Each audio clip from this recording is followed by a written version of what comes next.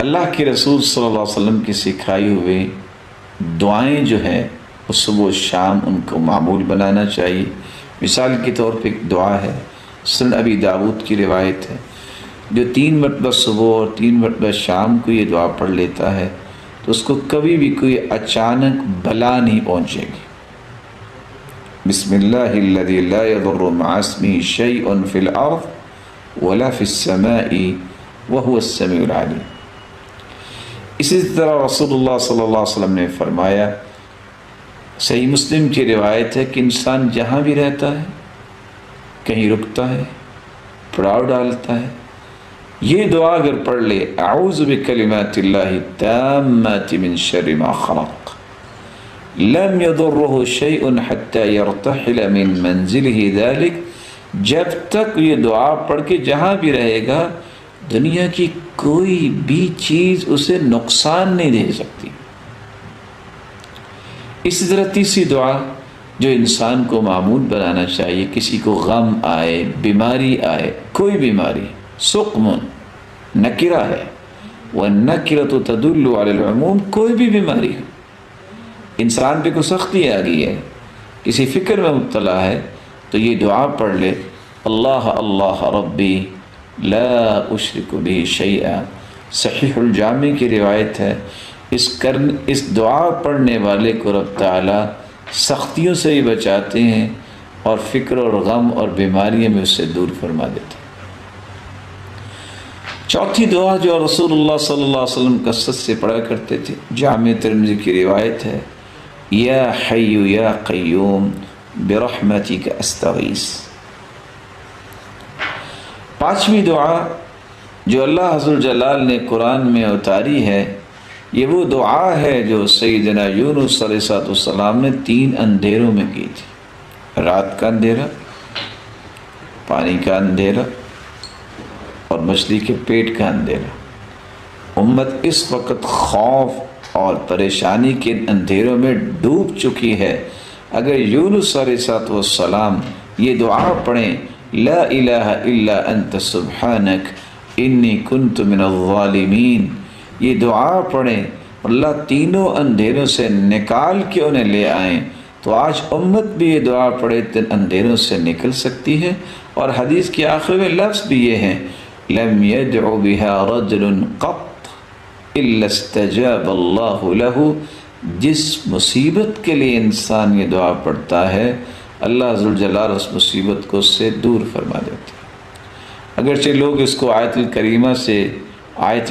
سے بھی یاد کرتے ہیں، یہ رسول اللہ صلی اللہ علیہ وسلم پر نازل ہونے والے قرآن کی آیت کی حصہ ہے۔ چھٹی دعا جو ہمیں پڑھنی چاہیے، اللہم عافنی فی بدنی، اللہم عافنی فی سمعی، اللہم عافنی فی بصری، میرے مالک مجھے بدنی اور سمعی اور بصری عافیتوں سے نواز دے۔ اور 3 مرتبہ صبح اور 3 مرتبہ جو شام پڑھتا ہے اللہ عز و جلال اس کو محفوظ کر دیتے ہیں۔ لا الہ الا انت، اس دعا کے آخر میں یہ الفاظ ہیں، توحید کا کلمہ بھی یہ آنا چاہیے تاکہ اللہ کی توحید کو جو خالص کرتا ہے اللہ اسے امن دے دیتے ہیں۔ الذین آمنوا ولم یلبسوا ایمانہم بظلم اولئک لہم الامن فہم مہتدون، جو توحید کو خالص کرتے ہیں، شرک کی آمیزش نہیں کرتے،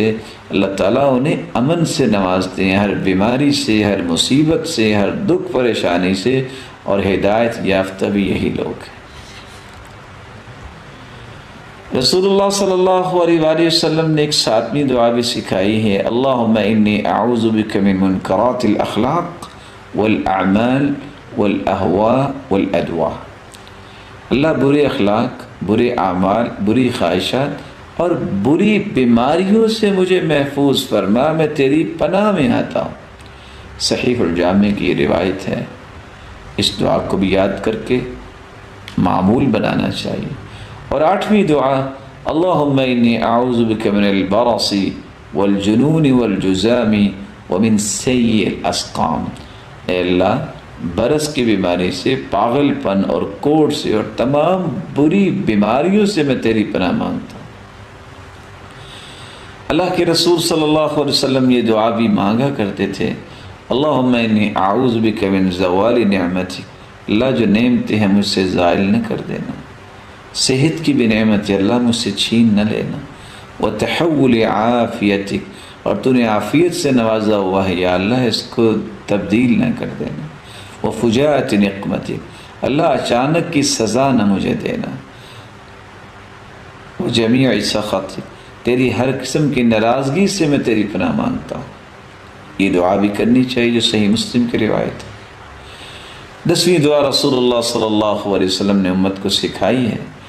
کہ جو شخص